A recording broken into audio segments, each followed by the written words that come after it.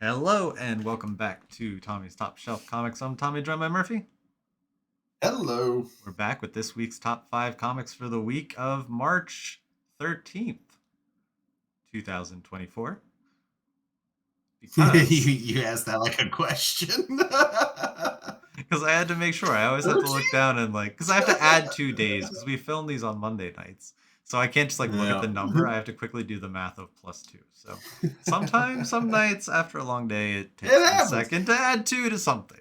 Math is hard. Hey man, we're flying right through this year too. Yeah, exactly. So we are here for the top 5 comics of the week. And number 5 is Avengers Twilight. Number 4. The Avengers are on the run from the new Avengers as old enemies emerge. And what is the terrible secret of Iron Man? The Wasp and H-Day? That was a question. Like like we were talking about, I do enjoy this series. It's very Zdarsky, and I think it's a good take on the Avengers. I think this issue we're going to get really to the meat of Zdarsky's vision for this universe. But I've just really enjoyed it a lot, so I think everybody should pick it up and read the first 3 issues and this one. Yeah. No, I definitely plan Plus to. that Do we know, is this like an ongoing, or is this... I'm still not sure. We're not sure. Okay. Let's see. If it's got the feel of a short mini series. Yeah. I might just wait for it to be done and be able to binge it all. Yeah, it seems like it'll be a really good, a big trade. Yeah. That sounds good. Maybe 12 issues or something. We'll see. Yeah. But moving on to our number 4 this week, we have Black Widow and Hawkeye, number 1. 2 characters who don't really make our top 5 either. Not very often. The Eyes of a Hawk. We did the comic. We started this this show after Matt Fraction's Hawkeye. If Matt Fraction's Hawkeye was still going, it would be on it every month. It would have been on it on the months that it comes out.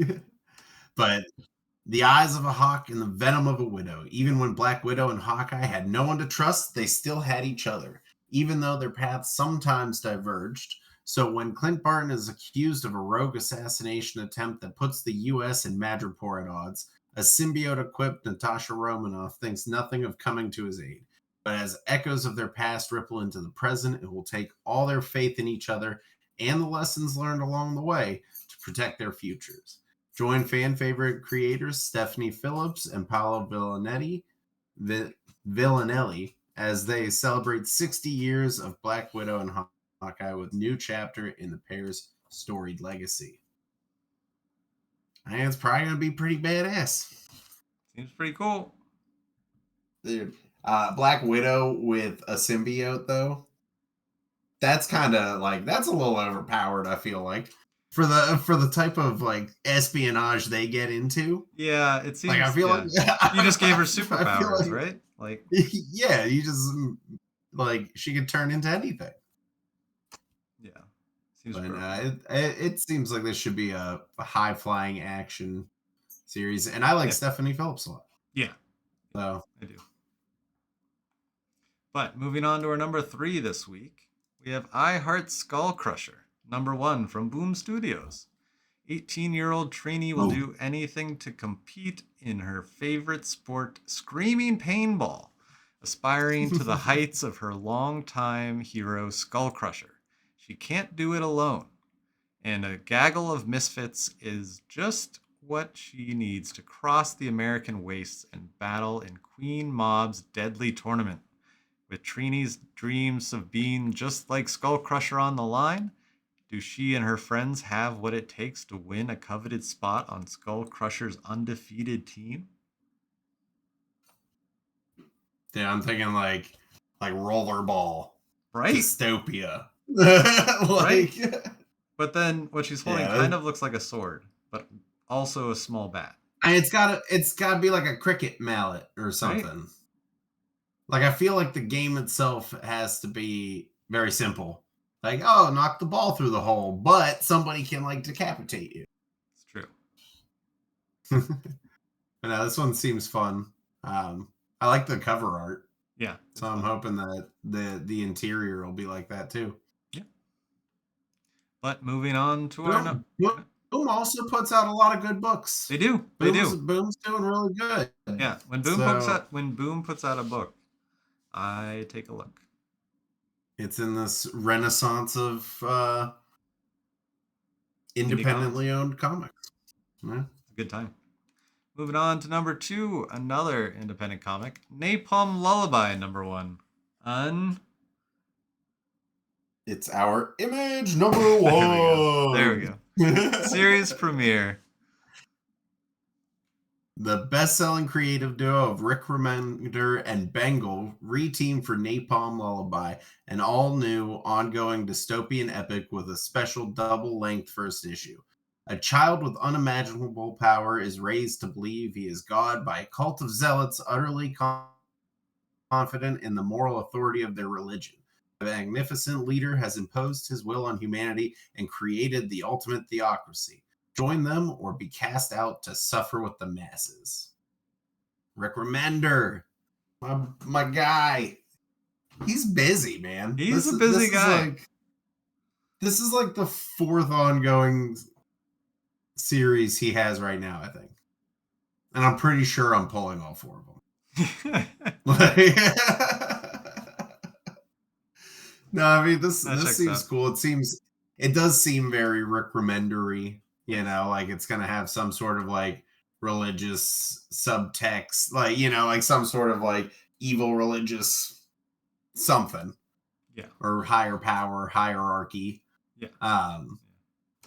And I mean, he's going to be killing it now that Giant Generator's at Image. I think we can just keep expecting him to put out more and more books. It's awesome. I mean, we said that about Best Jacket too, and then we got a lot of like Comixology and Dark Horse, and so it's not necessarily all going to be Image, but for now, Rick Remender is definitely looking at Image. Well, what happens with his imprint? Like they have an agreement basically. Yeah. That his imprint's now at Image. Does that mean that he still release books outside of Image? I don't know. That's probably too much legal for me. Yeah, it's above my pay grade.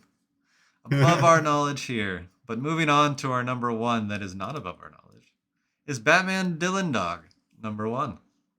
DC's world's greatest detective and Sergio Bonelli's nightmare investigator unite. See how the fates of Batman and Dylan Dog intertwined in the past through their lethal nemesis, the Joker, the clown prince of crime of Gotham City, and Professor Xabris, a mad genius with a taste for bringing the dead back to life. Joker is in London to seal a hellish pact with Dylan Dog's nemesis and Mephistophelian.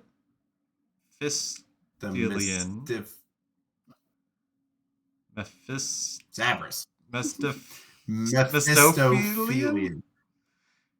Zabras. Yes. That is, we got there. The doorbell of Craven Road, number 7. Screams and beyond the doorway, Bruce Wayne appears, for they'll have to forge an uneasy alliance, putting aside their difference in order to successfully confront and defeat an evil that comes from the past. Dude, Mystifophelian really messed up the flow. No, there's no T there. There's no ST there. It's Mephistophelian. Yeah, it is. It's like in the middle. You're saying it too early. Yeah. What a word. That's a tough one. You chose to do 1, 3, and 5. Did. You know what I mean? I did. I missed that word. That's a big word.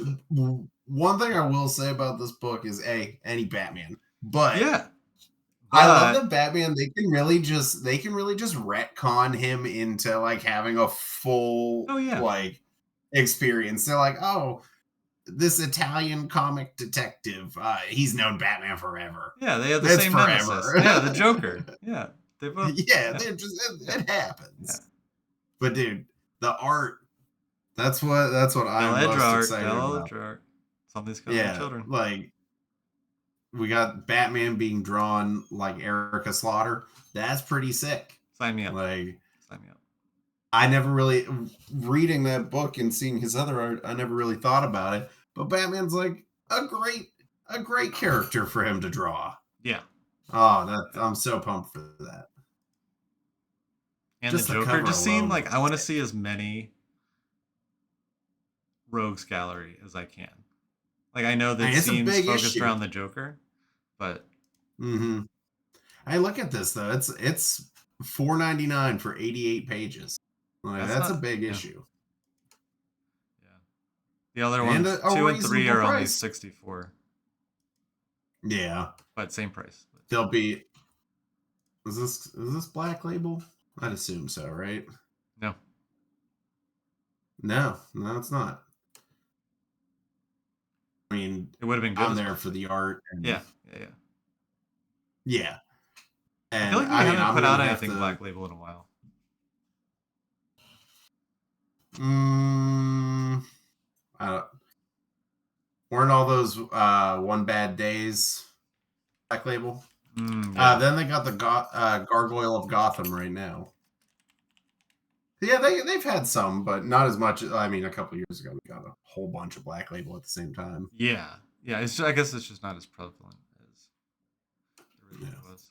But now I'm gonna have to read up on who Dylan Dog is. I don't think I can read 450 issues or whatever he said there were, but 445. I'll Dylan catch Dog some is of it. Dylan Dog is an Italian horror comic series created by Tiziano Sclavi and published by Sergio Bonelli, editor, since 1986. So it's been around a while. I had never heard of it, Yeah, but been around for a good while. yeah, seems super cool. So Yeah, seems like people are passionate about it. not many cover stuff. No, cool. Well, anything else until this week's comics or last week's comics, and next week's comics or this week's comics?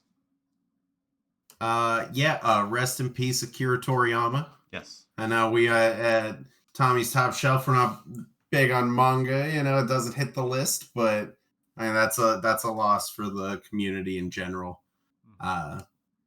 So rest in peace, Akira Toriyama, and then that's it. Cool. Well, until next week, we'll catch you guys later. Yep.